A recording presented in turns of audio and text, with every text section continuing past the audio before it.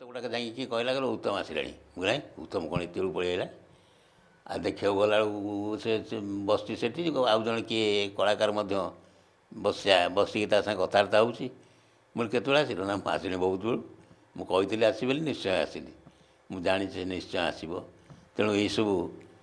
କହିଲା ମୁଁ ଚାଲିଯିବି ଟିକେ କାମ ଅଛି ମୁଁ କହିଲି ଆଉ ରହିବନି କିଛି ଟିକେ ପାଟିରେ ଦେଇ ଯାଇଥାନ୍ତ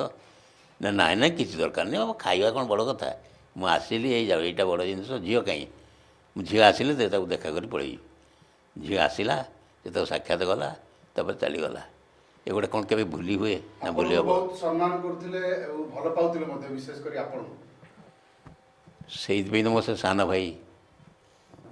ତ କହିଛି ନା ଯେଉଁଠି ବି ମୁଁ ତାକୁ ନ ଦେଖିଥିଲେ ବି ସେ ଯଦି ମୋତେ ଦେଖିଥିବ ଆଉ ସେ ବାଟେ ଗଲାବେଳକୁ ନିଶ୍ଚୟ ଓହ୍ଲେଇକି ମୋ ପାଖକୁ ଆସିବ ମୋ ରାସ୍ତା ଏକରେ ମୁଁ ରାସ୍ତା ସେକରେ ସିଏ ଭିଡ଼ ତା ଭିତରେ ନଜର ପଡ଼ିଯାଇଛି ତାହେଲେ ନିଶ୍ଚୟ ସେ ଆସିବ ଆସି ପାଦ ଧୂଳି ନେବ ଏଇଟା ହେଉଛି ତା'ର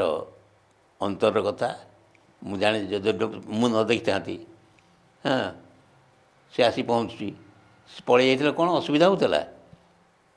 ମୁଁ ଏମିତି କ'ଣ ମୁଁ ତାକୁ କିଛି କହିଥାନ୍ତି ଯେ ମୁଁ ଅନଉଥିଲି ଗାଡ଼ି ଭିତରେ କିଏ ଅଛି ତେଣୁକରି ସେ ମୋତେ ଭଲ ପାଏ ମୋ ପରିବାରକୁ ଭଲ ପାଏ ଆଉ ନିଶ୍ଚିତ ଭାବରେ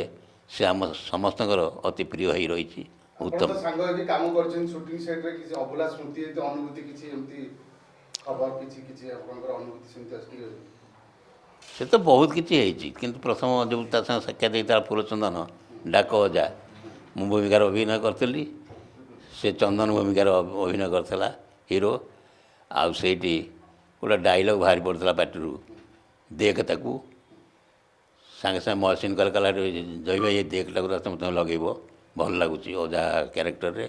ଉତ୍ତମ ବି କହିଲା ଜୟ ଭଲ ଲାଗିଲା ତ ପଡ଼ିଗଲା ଯେତେବେଳେ ଦେଖ ତାକୁ କହିଲ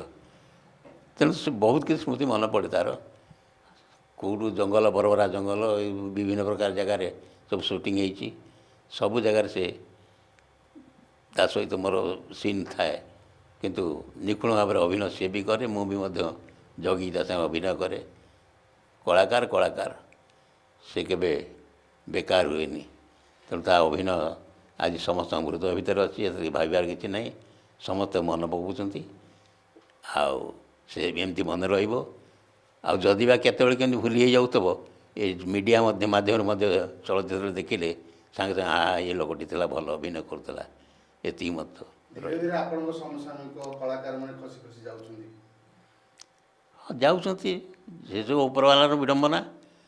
କରାଉଥାଏ ସେଇ ତା ବିନୁ ଅନ୍ୟ ଗତି ନାହିଁ ସେ ଯାହା ଚାହିଁବ ଏଇଟା କ'ଣ ଏ ମରିଯିବ ବୋଲି ଭାବିଥିଲା ସେ ଯେତେବେଳେ ଦିଲ୍ଲୀରେ ଥିଲା ଟ୍ରିଟମେଣ୍ଟ ହେଉଥିଲା ମୁଁ ଟିକେ ଫୋନ୍ କରି ବୁଝୁଥିଲି କାରଣ ଏଠିକା ଅପେକ୍ଷା ସେତେ ଟିକେ ଭଲ ଆଡ଼କୁ ଆସୁଛି 3 ଦିନ 4 ଦିନ ଖଣ୍ଡେ ଫୋନ୍ କଲି ତାପରେ ମୁଁ କହିଲି ମୁଁ ଡିଷ୍ଟର୍ବ କରିବାଟା ଭଲ ହେବନି କାହିଁକିନା ସେମାନେ କେଉଁ ଟେନସନ୍ ଥିବେ କ'ଣ କରିଥିବେ ଆଉ ତାପରେ ହଠାତ୍ ଖରା ଶୁଣିଲା ବେଳକୁ ମୋ ମନ ବଡ଼ ଦୁଃଖ ହେଲା ମୋତେ ବାଧିଲା ଶେଷ ଥର ଦେଖା ହେଇଥିଲା ମୋର ଏଇ ଯେଉଁ ଜୟଦେବ ଭବନରେ ଯେଉଁ ବସନ୍ତ ନାୟକଙ୍କର ଗୋଟା ମୋତେ ସମ୍ମାନିତ କରିବା ଥିଲା ତାଙ୍କ ଆୱାର୍ଡ଼ ଦେଇକିରି ଆଉ ସେଇଠି ଦେଖା ହେଇଥିଲା ସେଠି ଫଟୋ ମଧ୍ୟ ଉଠେଇଥିଲୁ ପରିବାର ସହ ଆମର ସେ ବସିକି ଫଟୋ ଉଠେଇଥିଲେ କାରଣ ଜୟ ମୋ ସିନା ଗୋଡ଼ ଭାଙ୍ଗି ଯାଇ ତୁମର କ'ଣ ହେଇଛି କି ତୁମର କିଛି ନାହିଁ ହଁ ତୁମେ ଠିକ୍ ଅଛ ଆଜି କିଛି ନାହିଁ।